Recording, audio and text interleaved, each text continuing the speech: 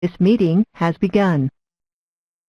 And there's the recording. So this is what I think of when I think of, in part, adolescent brain development, this idea that brains aren't fully mature, but it's also a good way to get started thinking about the cognitive aspects of implicit bias and how it impacts our work in the justice system. And the brain also serves as a really nice acronym for what one of the take-homes is for the day, and that is that biases really are inherently normal. B-R-A-I-N. Biases really are inherently normal. And we're going to walk you through why that is the case, why every human being is biased, and there's a reason for it, and it serves a very important purpose. And you'll see that become evident as we move forward. These are the goals for today. First, I want to add some humor and appreciation for the fact that we are all human. Second, we want to normalize how we process information in our day-to-day lives. And then ultimately challenge this idea that we can be colorblind or age blind or gender blind. The fact is that we can't. And again, I'm going to show you some things that will demonstrate that is the case. So why is discussion about bias important? And historically, social psychology and social psychological processes have received not much attention in the field in efforts to address DMC issues or minority overrepresentation issues or even disparate treatment. And social psychological processes influence how we make decisions and as well as how we feel and behave. So social psychology is all about how we think, feel, and behave in the presence of others. It's this social constructs of psychology and how we make judgments and how we make decisions. So to get started, I'm going to show you a clip, a classic clip, social psychological sort of event that many of you might recognize. Jessica, would you go ahead and play that?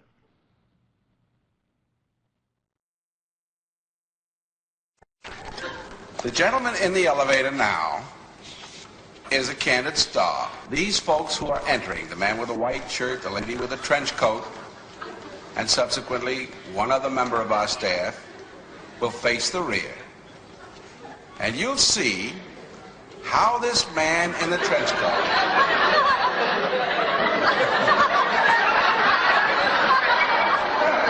tries to maintain his individuality,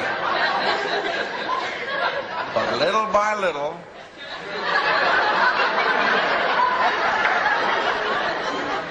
he looks at his watch, but he's really making an excuse for turning just a little bit more to the wall. Now we'll try it once again. Here's the candid subject. Here comes the candid camera staff, 3 of them at least. And this man has apparently been in groups before.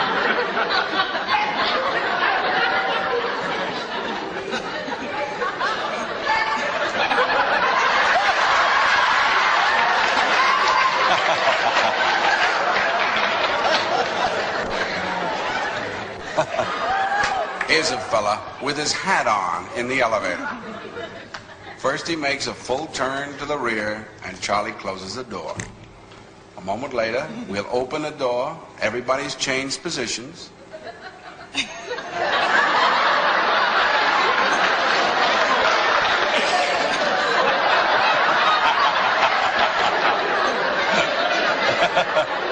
Now we'll see if we can use group pressure for some good. Now, in a moment, on Charlie's signal, everybody turns forward. Notice they take off their hats. And now, do you think we could reverse the procedure? Watch.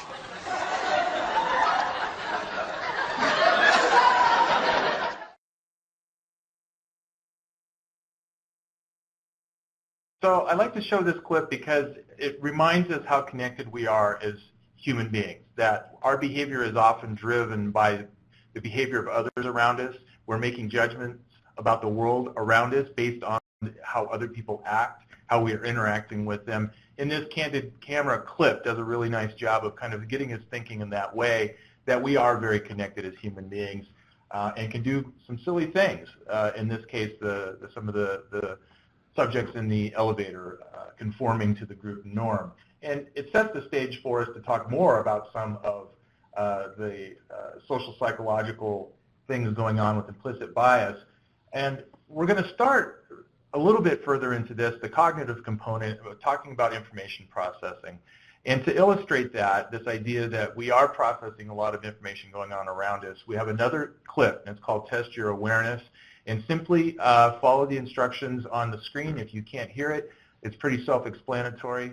Jessica, go ahead and roll that.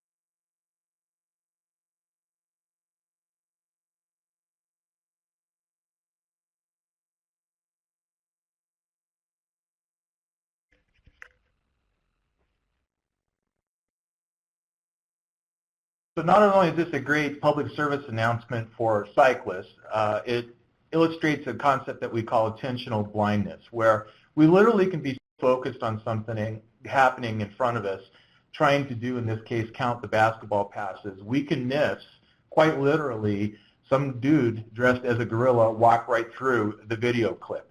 Now, most people that have not seen this before will indeed miss the moonwalking bear, because again, their cognitive load, all their work and effort is on how many passes are being made. And we see that this plays out in other ways as well. Another example here is from a study where they showed radiologists a cross-section of human lungs and asked them, did they see anything unusual within this, I believe, X-ray or CAT scan? And the radiologists look very closely and dig through it, and roughly 3/4 of radiologists that were given this task missed something pretty glaring to most people, and you will see on your screen, if you have reasonable resolution, that right there is a cartoon gorilla. Now, this has obvious implications for real life issues and real life and death sort of decisions being made, that you, again, can be so focused on something, you can miss something very much out of place right in front of your eyes.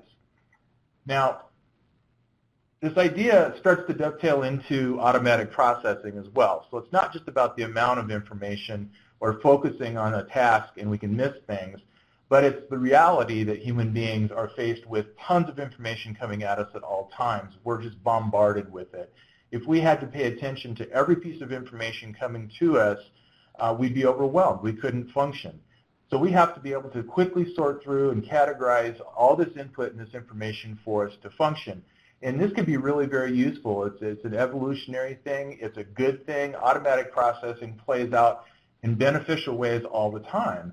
For example, our tendency to fight, flight, or freeze when we are faced with danger. So we call this the primitive brain. That's well developed. Again, it serves an evolutionary function in that when we're faced with danger, we're faced with a threat, we want our bodies to be able to survive, to be able to not stop and have to go through a laundry list of options of how to respond. So we do one of these things, and again, it's a survival mechanism, and it's extraordinarily automatic. We don't even think about it. There's other examples of automaticity. Human beings are creatures of habit, and just where you're sitting as you listen to me, one thing you can try is to clasp your hands, as in the picture, and then unclasp them, move them up or down one finger, and then reclasp them. And oftentimes it takes a little bit of extra time to do that because you're not used to doing it that way. And oftentimes people report that it feels really kind of odd. It feels off when you clasp your hands differently than when you normally automatically do. You can also do this and demonstrate it by crossing your arms and folding your arms. Just fold your arms without thinking about it, and then unfold them and cross them the other way. And oftentimes when I do this session live, people, even now, 5-10 seconds later after being instructed to do this are just able to cross their arms and report it. Again, it feels very odd. So it's a good thing, this automaticity, but it is very prevalent throughout our existence, down to even how we move through space and move through our environments. Another form of automaticity is very cognitively based, and it's this ability to see the whole for what it is. And as I start to build this picture on the screen, I want you to be thinking about what it is that is being built. And oftentimes about this point, most people will recognize that this picture is going to be a bicycle, and it is. And we use this to illustrate that we have things called schemas, and that we see things as a whole versus the parts that make it up. And think about why this is beneficial. If we had to, every time, build in our mind a bike, piece by piece by piece, every time we ran into a bike, we would be stuck. It would be very difficult to get anything done. We wouldn't likely get out of our house because it would take so much time every time we looked at a table or a chair, had to build it piece by piece to recognize what it is. So we call this a schema, and it's very important. Again, it's an automatic process that helps us navigate an environment with lots of information. Now, the brain is also very automatic and very efficient when it comes to language, when it comes to words. And there's a phrase that you'll see here on the screen, and try to read that if you can, but you're probably not going to have a whole lot of luck because it's just random letters. But see if you can read this sentence. And usually, most people at this point are already done. You can indeed read it just fine. And what's happened with the research around this kind of work is that we know the human brain is so efficient, we really only need the first and last letters of the word and a little bit of context, and we can read page after page after page of what looks to be random letters, but actually form words and form meaning and form content. Very efficient. Now, sometimes things don't go so well. So up to this point in talking about information processing, I've emphasized the good things that automaticity brings. Now, it can go sideways and things don't work so well. And we can call that a failure, or we can call it an epic failure. I think in the case of this cat, having been duped by the canary, this is definitely an epic fail, and it sets the stage for us to laugh a bit about ourselves when things don't go so right.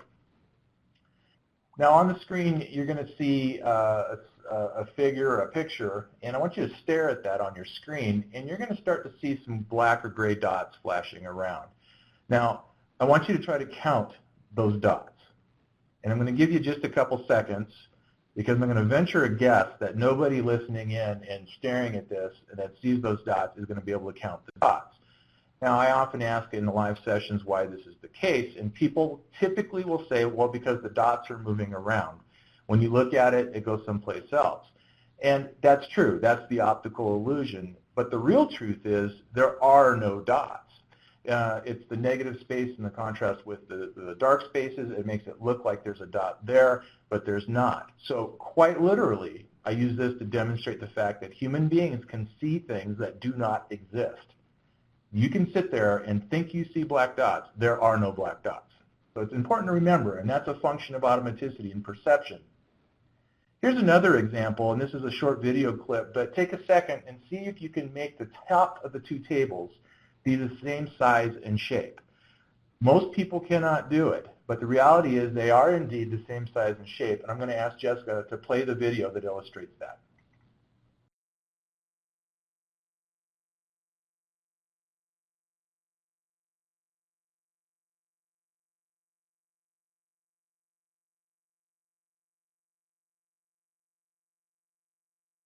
So we might be having a little bit of difficulty with this one, so we're going to go ahead and skip. Nope, there we go.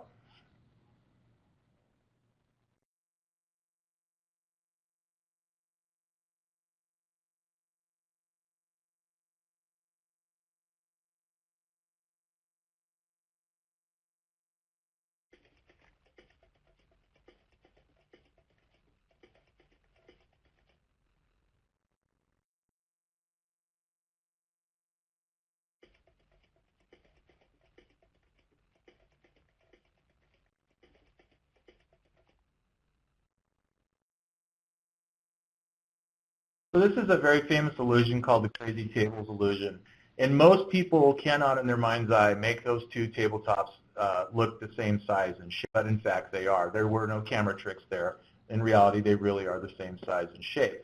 And this has to do with how human beings actually perceive the world around them visually, and issues of depth perception and how we expect the world to work when objects are oriented away from us or more towards us. But this is a great little trick. You can actually go online and get a template to make this. It's often fun to use it in classroom settings if you do teaching to challenge people about the reality of perceptions in the world around them. So I'm going to skip on to the next slide here. 1 second. And this is a relatively famous picture of, believe it or not, dolphins. Dolphins that are swimming through the ocean. And again, when I do this one live, this session live, most people are laughing and uncomfortably laughing because they don't see dolphins. They see something else entirely. I won't go there, but I'm going to help you out by showing you where the dolphins are.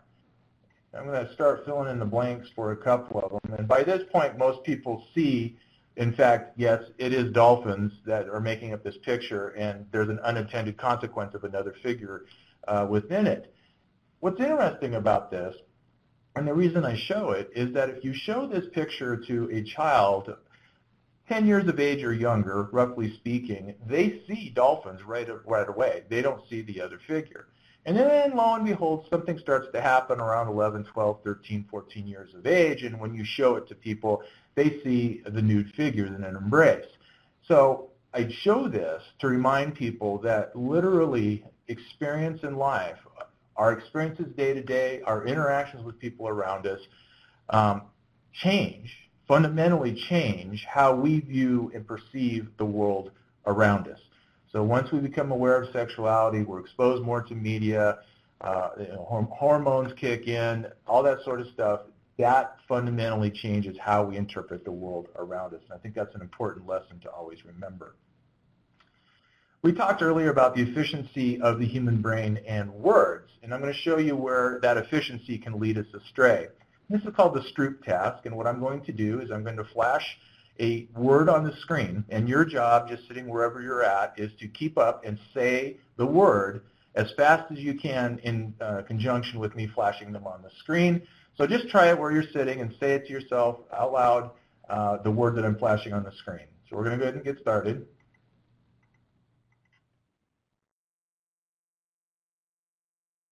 Now, most people can easily keep up with that speed, and as a group can even keep up with me when I'm doing this in a live session. But things don't always go so well, and we have this issue of interference. So I'm going to do the same task again, where you're sitting. As fast as you can, I want you to say the color of the word. Don't read the word, but say the color of the word. Ready? Go.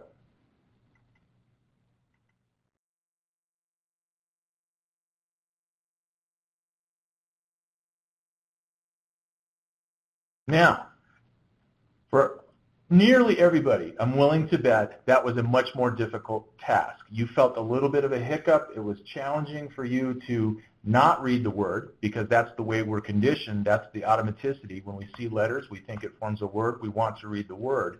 When I throw a curveball and I say, no, I want you to say the color of the word, there's a little bit of a mental hiccup. Now think back to when I asked you to clasp your hands or cross your arms and then do it a little bit different. That little bit of edgy, it's a little uncomfortable. It doesn't feel quite right. I want you to think about that and the feeling that you had in doing this task too. You felt a little bit of that hiccup. There's a little bit of an edge in there that doesn't feel quite right. And we're going to come full circle back to that when we talk about implicit bias itself and how we have some ability to measure implicit biases. And we'll get to that, but I want you to remember that slight hiccup that you feel in doing some of these. Now, this is another issue of cognitive load that I want to illustrate, and it has to do, again, with automaticity and when things don't go so well. And it's a card trick. And I simply want you to pick a card on the screen, any one of those cards, and I want you to focus on your card. I want you to think about your card. Don't forget your card. Focus, look intently at the screen. And now if you've done it right, your card is gone. I've made it go away.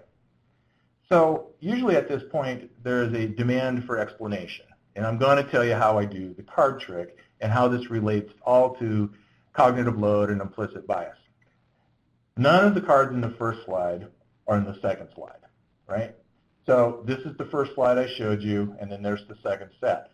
Now, at face value, they look very similar. The chances that anybody's going to remember all 6 cards on that first slide and get them correct, especially after I mess with you a little bit, I have you focus on an eyeball, your brain is so wrapped up in just trying to remember your card, it's a very simple matter to just change out into different cards that look similar and offer up the experience or a perception or experience that your card disappeared. At the cognitive level, we also have an efficiency and different types of what we call heuristics or mental rules of thumb, and they sometimes lead us astray as well. And this is a classic one, and it has to do with the level of effort in processing. We call it the representativeness example or heuristic. So Angie is 30 years old, in college. She majored in accounting, and she was also very concerned with issues of social justice and discrimination. Now, is Angie more likely to be a bank teller or a bank teller and active in the feminist movement? Now, you can answer to yourself. It's not a public test, but we know from research that when we've done this and asked the average person on the street, roughly 70% or so of folks will get the answer wrong. And the correct answer is a bank teller. And the reason is because that's the larger of the two groups. And that this isn't a diagnostic question at all. This is actually a question of probability. So when you think of it through that lens and ask yourself the right question about what is being asked, then you're likely to get this right. Folks that tend to get this right most often are, surprise, surprise, statisticians, as well as attorneys. And attorneys are trained to think very carefully about what questions are being asked. What is actually the intended question here?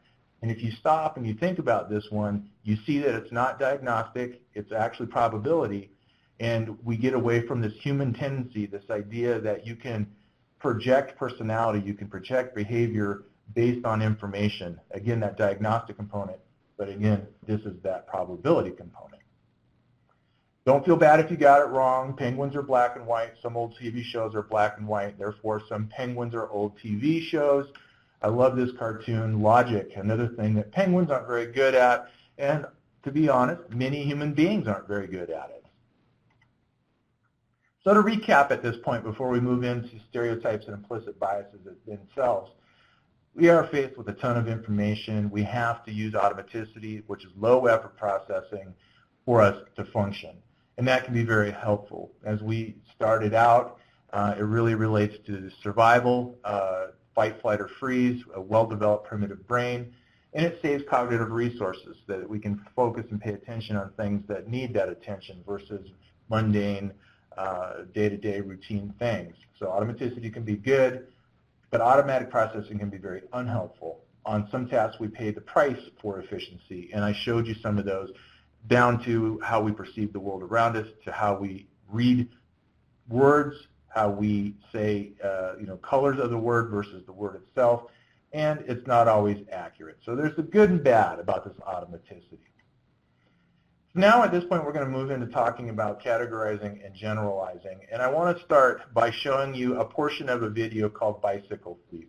And some of you may have seen this, and I'm going to let it play, and I asked Jessica to go ahead and cue that up, and I will let you know when we can stop.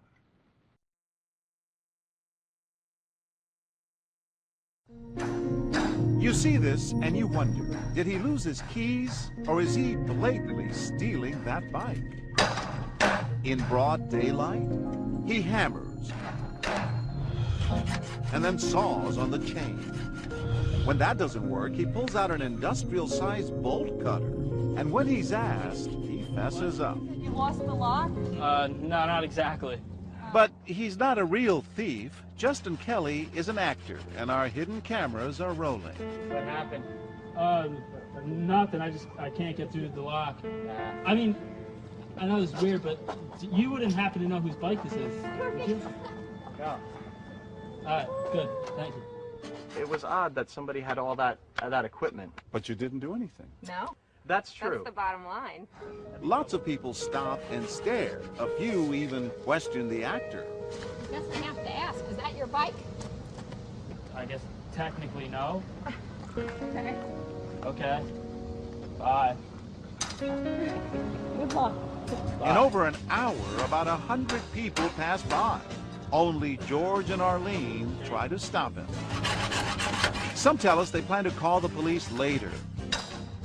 Others say they're scared. Keep moving. This woman and her friends give our thief the benefit of the doubt. When we ask why, Bisa Washington tells us first impressions matter. I remember thinking young white men don't usually carry burglar tools. So we all make assumptions, huh? Yeah. I'm thinking maybe he works for the park. We replace our white thief with this young man, Matlock. Remember, both actors dress in a similar way and are about the same age. Is that your bike? Nah. Then what are you cutting the chain for? Right away. Right away, somebody yelled. Wow. Within seconds, another person confronts our thief. Is that your bike? Technically, it's not, but it's gonna be mine. More people converge. Is that on the cell phone? You call the police? He's like stealing somebody's bike. Oh, you taking that bike? That's your bike? No, it's not, sir. Oh, why are you doing that? Is this any of y'all bikes? Is this your bike? It's not. It belongs. No, to but whoever's it It is. belongs to someone. To who? Well, not to you. And sure enough, one man whips out a cell phone to call 911. Yeah, there's someone taking a bike here. Our actor triggers more reaction. Some people are even snapping pictures for evidence. I got you, bud. I got you. Guy's stealing the bike. Whose bike's over here? Once everyone moves away, we reset our cameras, and within minutes, another outraged man is yelling. Are you trying to steal that bike? Excuse me, sir, but the bike's been here for days. Like, no one's gonna take it. Well, that's not your bike then. Yeah, You can't just come in and take something from somebody. Excuse me, sir. I'm Okay, I'll just take your tools away then. This yours, sir? Please, sir, don't touch my stuff, sir. Please, sir, do not touch my stuff. You're please. touching somebody else's stuff. Yeah, all right, but this has been here. Like, who's gonna take it? Well, that doesn't make it your property. Technically, it does. No, it doesn't technically. It's not yours to take. All right, sir. When we bring out our cameras, David Robb wants us to go after the thief. That kid in the red shirt. He's hacking away at a bike that's not his. Days, and he has a right to take it and steal it. And he's come here with... She may not look like your average bike thief, but actress Okay, Ashley Jessica, let's go ahead and Carpenter stop it makes there. sure anyone who asks. So some of you have probably seen this show, and it as a very kind of eye-opening thing to watch, where very different behaviors and reactions based on apparently the color of the skin of the young person trying to steal the bike. If we had time, we could also continue to play it. They did it where a young white female, I think you saw a bit of her there, did the same thing. And interestingly enough, people stopped to help her steal the bike. So these are very real-world things that play out. And again, it's important to remember that they're based on very quick snap judgments based on how someone appears. And it comes down to issues of what we call we versus they, or the in-group versus out-group. And an in-group is simply any group that we identify with at a given time. And it can be based on the color of our skin, it could be based on our gender, it could be based on our profession, it could be based on just about anything. But one of the key characteristics of the in-group is that we tend to really identify and kind of like folks that are similar to us. And inversely, and in contrast, folks that don't belong to the in-group, that's the out-group, we tend to see them as more homogenous, as more the same. There's not much difference to them. They kind of blend in together. And I think that this graphic illustrates that in a very visual way versus, the in-group being on the left and the out-group being on the right.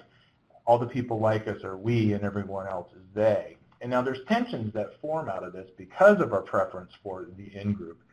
And these in-groups, as I mentioned, could be along any of these things, race, gender, age, body type, right? And they're very, very automatic. It's not something that we spend a lot of time thinking about. And a classic example of how this played out is in a very classic video experiment that was done by a teacher called The Class Divided. She wanted to do a session to teach students about racism and how people should be treated the same.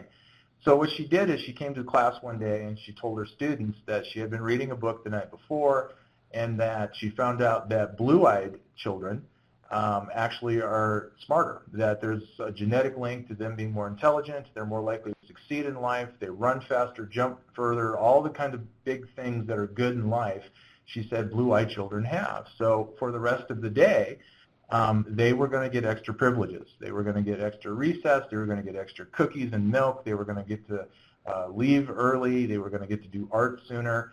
And she sat back and watched what happened. And what happened is about half the class were blue eyes, and the other half, by the way, were brown eyes, that the blue-eyed children start to be kind of mean towards the brown-eyed children. There was a lot of conflict. They kind of clumped together. They identified, hey, we're all blue eyes. We're in this in-group together, not in a conscious way, but in an unconscious way, and took advantage of the brown-eyed children. Now, the teacher came in and said, you know, I misread the book. I was looking at it again last night, and in actuality, it's brown-eyed children that are superior. So we're going to flip it, and actually the brown-eyed children today, you are the privileged ones. You get extra recess, extra milk, cookies, et cetera, et cetera. And we'll leave it to enough to be said that the brown-eyed children took out their revenge on the blue-eyed children from the day before.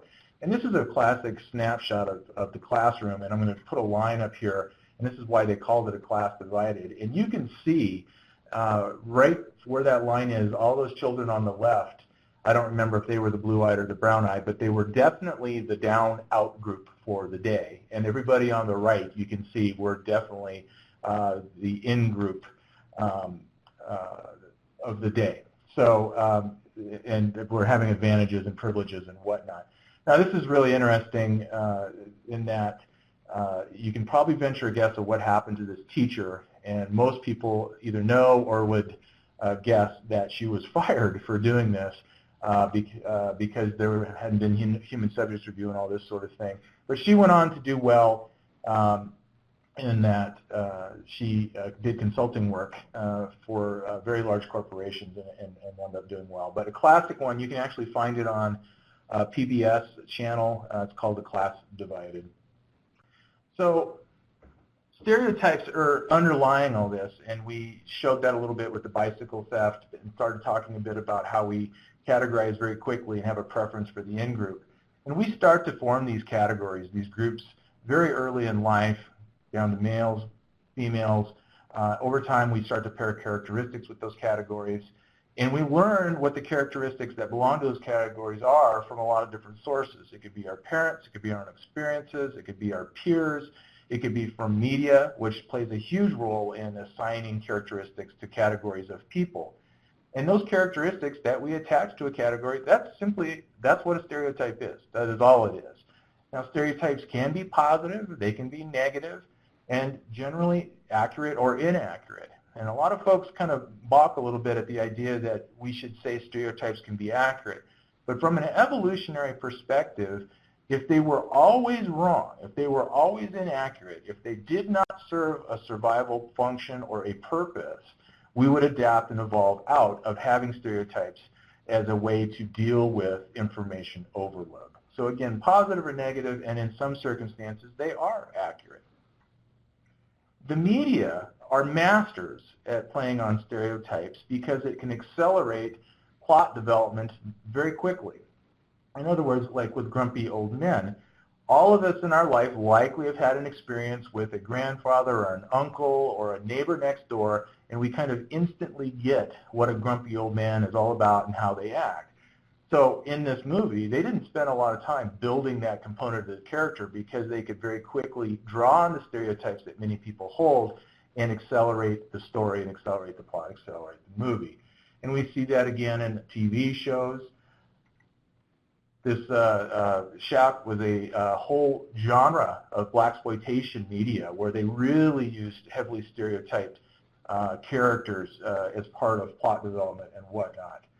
We even see in a more modern version of Big Bang Theory heavily stereotyped characters where the males are all professors and incredibly intelligent and smart, and the blonde, blue-eyed girl is a struggling actress that waits tables. And they play on these stereotypes for, again, character development or plot development. But this is an example of what we call a reverse stereotype. think about which one of these two has done time. Was it Martha or was it Snoop Dogg? And we know the answer is Martha. This was actually sent to me by a judge many years ago, and I incorporated it because I thought it was, one, it's very funny, and second, I had to go and look, and it's indeed, the last time I checked, Snoop has not done time. He has been arrested, but he has not done time. We do know with Martha that's not the case, though. So what is a bias then?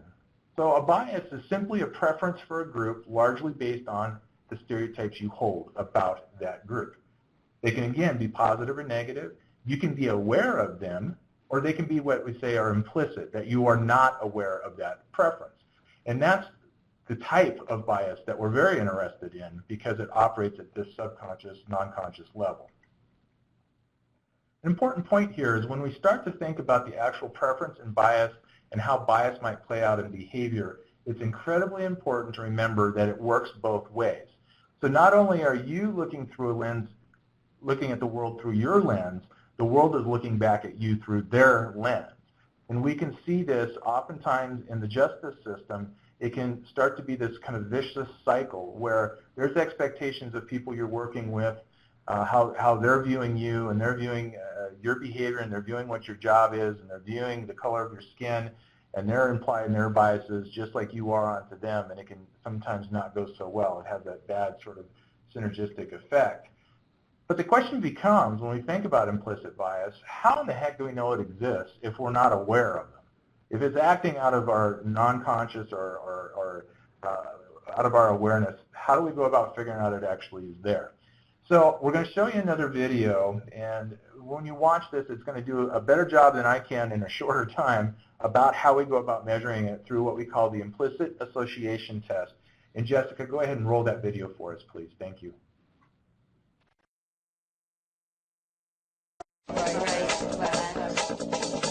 Could a dizzying series of images and word associations reveal racial preferences you never knew you had? Could these blurry images reveal much more about you than you ever wanted anyone else to know? I should warn you now, this isn't the same order. These two psychologists designed the test and say that's exactly what the experiment does. And they say you'll understand exactly how once you watch it closely. Okay, I'm ready. Okay, here it is. Let's see how Rhonda fares. In the first half of the test, she's told to associate negative words and black faces with the left box, positive words and white faces with the right. Left, right, right. For instance, left. The word war appears. She correctly links it to the left box, which says bad and has a black face. Then there's a black face. Once again, the left box. Left, right. Right, left, right. She just as easily links the word peace to the right box, marked good with a white face. Right. And when a white face flashes onto the screen, Rhonda also matches that with the right box.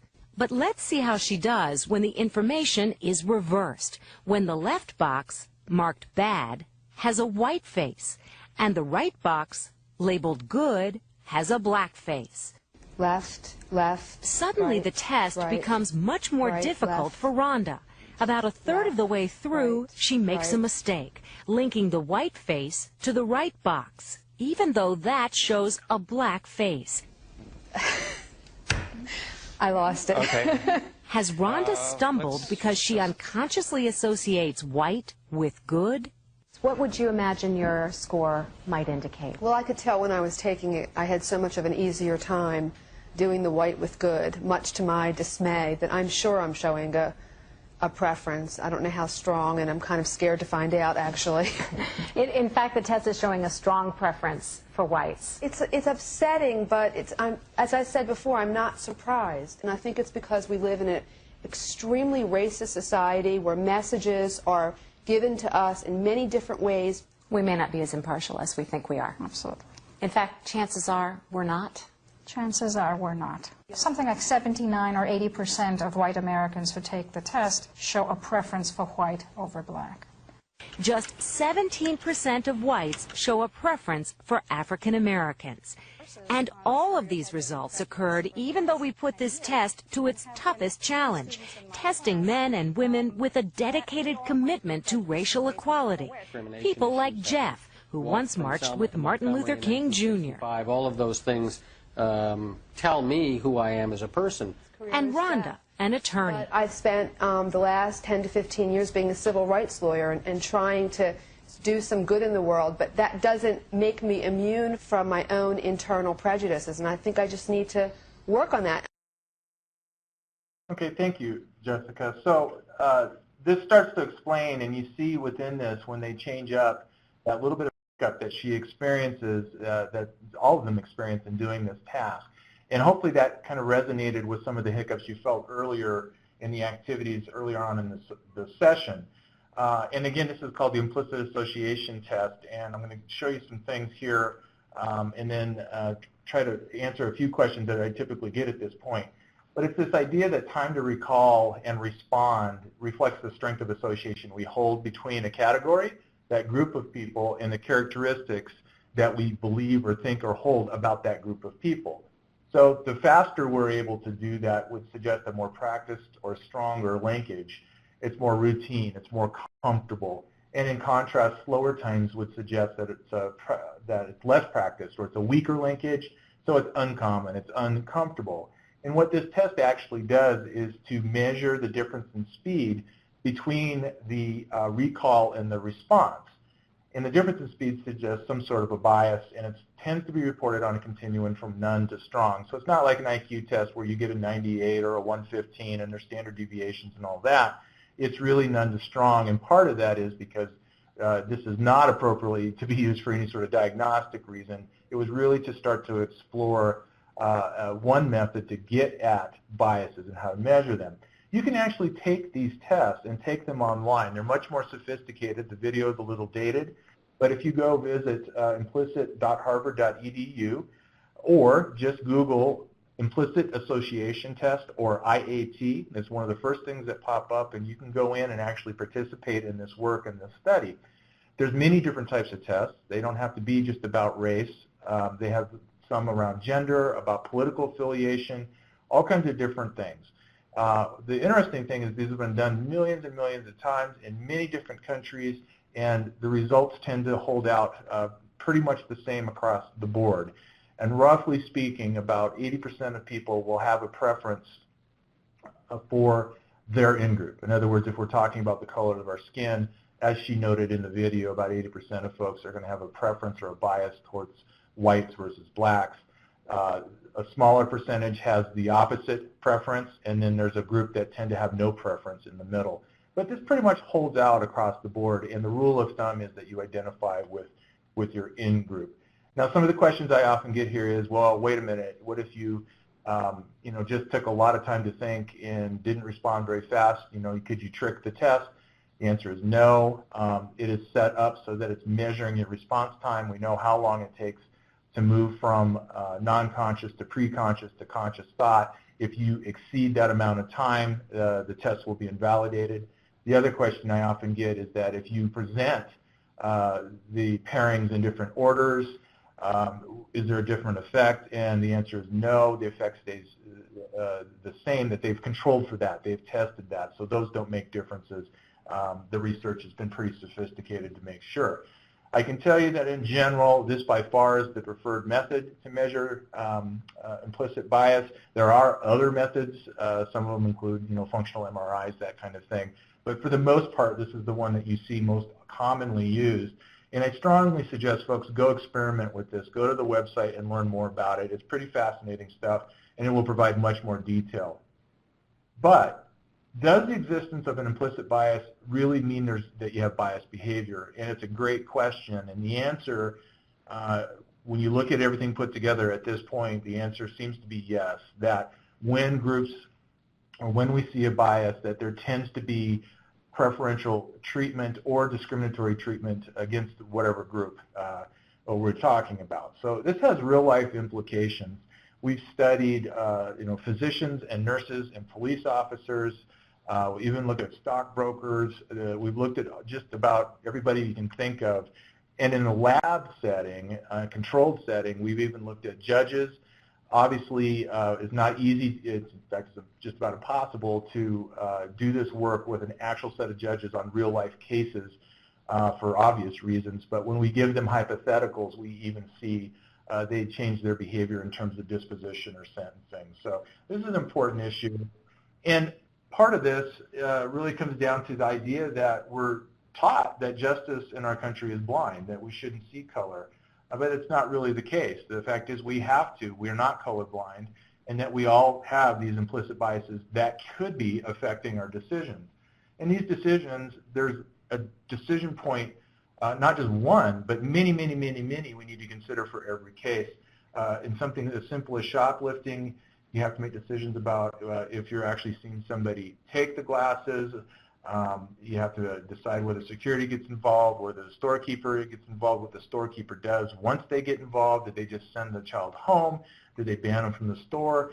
We're already up to a couple dozen decisions, and at every point of those decisions, there's this opportunity for bias to be playing out. If you involve police officers in detention decisions, you're just multiplying exponentially the decisions that are being made. It can go on if we go into court or probation all the way up to the judge.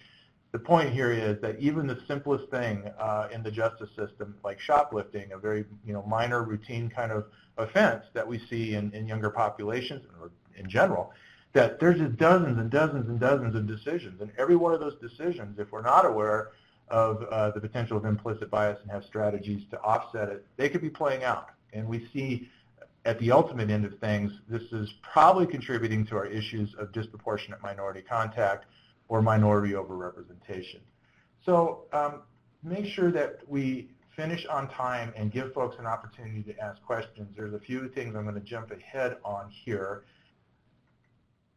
So the question becomes, can this be controlled?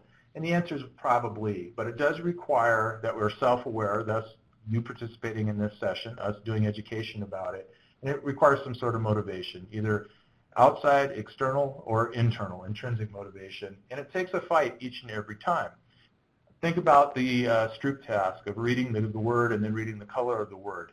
What we know is that if we give you the opportunity to practice, you can actually learn to do that task pretty well. But the catch is your ability to do it goes away with time. So you have to revisit and relearn, because most of our experience with words is reading the word, not saying the color. So we would say an active fight is necessary. But let's finish up over the next 5 minutes here and look at some strategies for both individuals and organizations. First is education, and that simply is what we're doing today. And on knowing you don't know what you don't know, but once you're aware, you can never be unaware. So there's this huge factor, and we see it again and again. Educational interventions are very critical when we talk about changing behavior and social justice issues.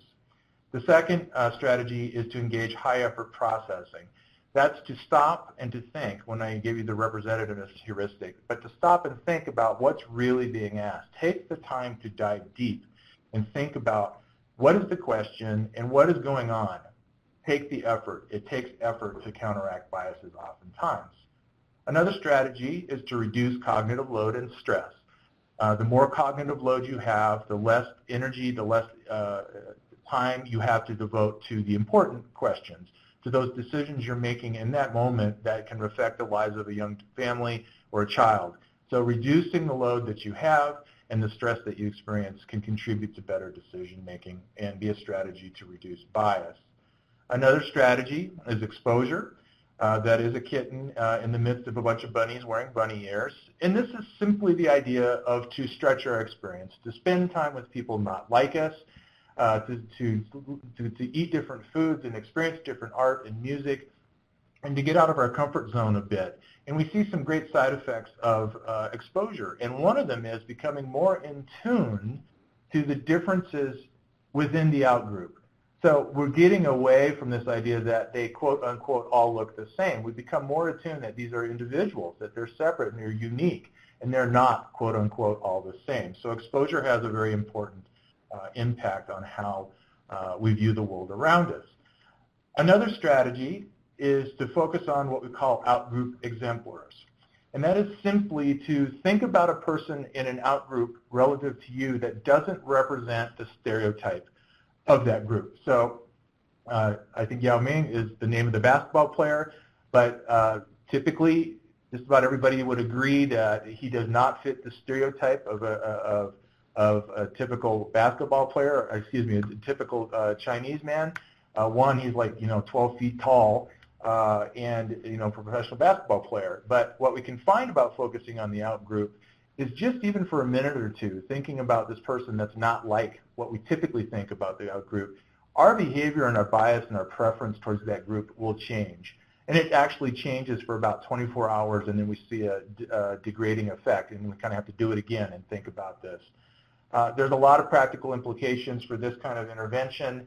A very unique one in a state that's still underway is that they're actually having screensavers installed that flash and rotate through out-group exemplars, and they're looking at whether that changes the behavior or decisions of key decision makers in a court system. So a very interesting application. And due to time, I don't have time to talk about targeted memory activation, but some interesting research actually doing tonal pairing and sleep can actually extend the effect of focusing on the out group. Another strategy is mindfulness, and this is comes from the cognitive behavioral therapies and kind of the Buddhist traditions, but being very keenly aware of what's going on in your brain at any given moment. And this is a great picture. Is your mind full? Are you being mindful? The dog is very much in the here and now and present. The human being's thought bubble is cluttered. So taking the time to just be very thoughtful of your processes or what's going on in your head and making clear and distinct decisions. This is a cow, by the way, that's achieving mindfulness for the first time. Hey, wait a minute, this is grass. We've been eating grass. This is mindfulness, but it's probably late in the life here of this particular instance. A place I like to practice mindfulness is on an airplane. Next time you're on Southwest and you are lucky enough to have an aisle seat or a window seat, but it's a completely full flight, you will, just like everybody, start looking at people coming down the aisle and do extraordinary things to prevent people from sitting in that center seat, particularly people for whatever reason you don't find attractive or that you just really, really don't feel good about sitting in the seat next to you. So I practice that. When I have that sort of response, I have to think to myself, why am I having a response? I don't know this person at all. It's also very fun to do the people watching and watch what people will do to try to keep people out of that center seat. Judge pointed out to me, by the way, one time it works both ways, going back to the reciprocity piece.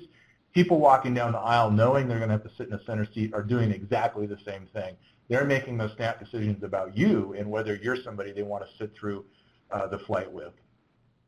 Checklists are very important. They're not just for pilots.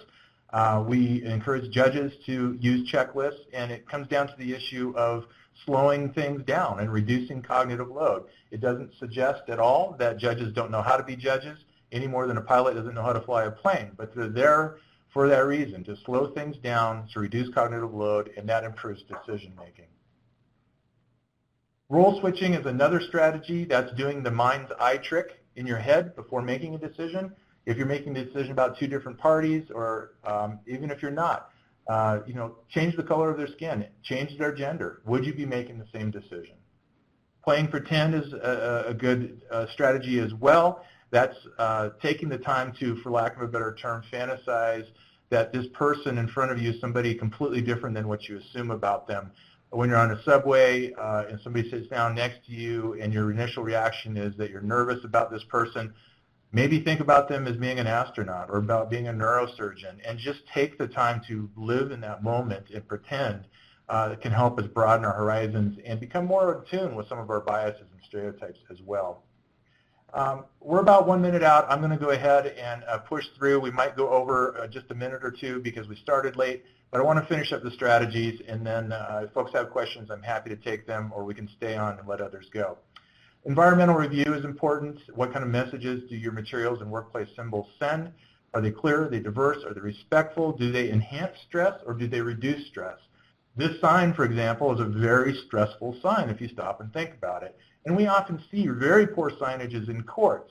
For example, there is one court that I've gone into that on the front door, it says, if you need an interpreter, please see the clerk, and the sign is only in English. That is an extraordinarily frustrating sign for somebody that does indeed need an interpreter. These are some other quick examples, kind of fun examples of bad signage. Cruise ship, use the airport exit. Good luck, 45 miles an hour. Keep right, and it's pointing left. And then one way followed by a counteracting both way sign.